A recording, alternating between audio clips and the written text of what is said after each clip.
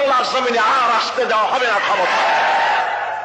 ধর্ষণ দিয়ে, সন্ত্রাস দিয়ে, খুন দিয়ে সব শেষ করেছে। তারপরে এদেরকে ক্ষমতায় আসতে দেওয়া যাবে না, এই কারণে দলীয়করণ, আত্মীয়করণ, বংশীয়করণের ইতিহাসের নিকৃষ্টতম দৃষ্টান্ত তারা এই জাতির সামনে পেশ করেছে। একেবারে টয়লেট কিপার থেকে শুরু করে সর্বোচ্চ পর্যায় পর্যন্ত নাম নিলাম না, সব দলীয়করণ করেছে তারা। লুটে পুটে, ওই যে সেই কথা আছে, উলট পালট করে দেমা লুটে পুটে খায়, সমস্ত দেশকে লুটে পুটে খেয়ে শেষ করেছে। সেদিন আমি বিজয়নগরে সেই বিএনপি অফিসের সামনে, এই যে কয়েকদিন আগেই সেখানে আলোচনায় বলেছিলাম যে এক লোক আগে এসে আমাকে বলছে, যে হুজুর এরা তো 5 বছরে খাইয়া খুইয়া সব শেষ করে ফেললো, এরপর আপনারা এসে করবেন কি? বললাম দেখেন, রমজান মাসে যখন, জুলাই মাস বা জুন মাসে যখন রোজা হয়, 12 ঘন্টা রোজা রাখার পর ইফতারের সময় কেমন খাইতে ইচ্ছা করে? কয় যে হুজুর সামনে যে শরবত থাকে, চানাচুর থাকে, পেঁয়াজি, বেগুনি, তারপরে তরমুজ, যা কিছু থাকে, শুধু ফলমূল আর শরবত না, শরবত থাকে যে গ্লাসে, যে জগে, ওগুলো শুদ্ধা খাইতে ইচ্ছা করে।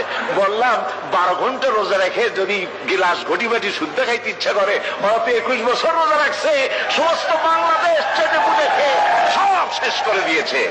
জাতির ভাগ্য ভালো, এরা এই সাবেক প্রধানমন্ত্রী শেখ হাসিনা ভাগাভাগি করে 2 বোনে যে বলে না, এই যে আমাদের এক বোনকে বঙ্গভবন দেওয়া লাগবে আর এক বোনকে গণভবন দেওয়া লাগবে, জাতির কপাল কত ভালো। এরা যদি আবার ক্ষমতায় যেতে পারে, গোটা বাংলাদেশের মানচিত্র কুরে কুরে খেয়ে ফেলে দেবে।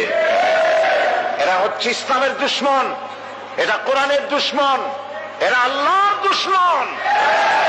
শেখ মুজিবের চাইতেও নিকৃষ্ট হচ্ছে তার মেয়ে। এক কাফন চোরার গল্প সেদিন আমি বলছিলাম জনসভার ভিতরে। কাফন চোর, এই কাফন চোরা মরে যাওয়ার সময় তার ছেলেদের বলল, আমাকে তো কেউ ভালো বলে না, এমন কাজ করবি যাতে আমার থেকে তোদেরকে ভালো বলে। কাফন চোর মরে গেল। এরপরে কাফন চোরা ছেলেরা চুরি করতেছে, কেউ আর বাপের ভালো কয় না, ও ছেলেরা বাপও চুরি করতে, এরাও চুরি করে। ছেলেরা মিটিং করলো যে বাপের তো কেউ ভালো কয় না, তো কি করা যায়? শেষ পর্যন্ত তারা এক কাজ করলো নতুন করে, শুধু কাপড়ই তারা চুরি করে না, কাপড়টা চুরি করে লাশটার গলায় দড়ি বাঁধিয়ে গাছে ঝুলাইতে আরম্ভ করলো। লোকেরা বলা আরম্ভ করলো, এর থেকে তোর বাপ ভালো ছিল। ওর বাপে তো শুধু কাপড় চুরি করেছে, ওর বাপে তো কোন লাশ ঝুলায় রাখে না, এ শয়তানের তোর লাশও ঝুলায় রাখলো।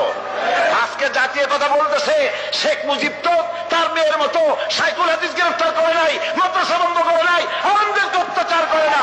এই মুজিবের চাইতে নিকৃষ্ট বেহায়া তার মেয়ে। একজন মহিলা হয়ে তিনি মুসলমানের মেয়ে বলে দাবি করেন, আমরাও মনে করি একজন মুসলমানের মেয়ে, কিন্তু কোন মহিলা পরপুরুষের সাথে হাত মিলাতে পারে না, হারাম। তিনি যত পুরুষের সাথে দেখা উনি হাত মিলান, শুধু তাই নয়, পরপুরুষের দেওয়া হাতে চুমা উনি গ্রহণ করেন।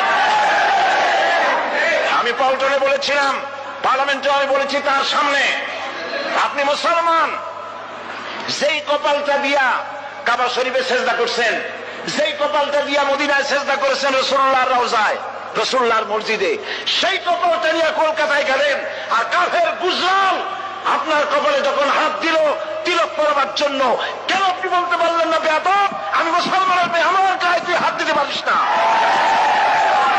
সুতরাং কাফেরের হাতের চন্দনের তিলক কপালে পরে পার্লামেন্টে বলেছি, কপালে পরে আপনার ইজ্জত কদ্দুর নষ্ট হয়েছে আমরা জানি না, কিন্তু মুসলমান দেশের প্রধানমন্ত্রী হিসাবে বাংলা 13 কোটি মুসলমানের ইজ্জতকে মাটির সাথে আপনি মিশাই দিয়েছেন।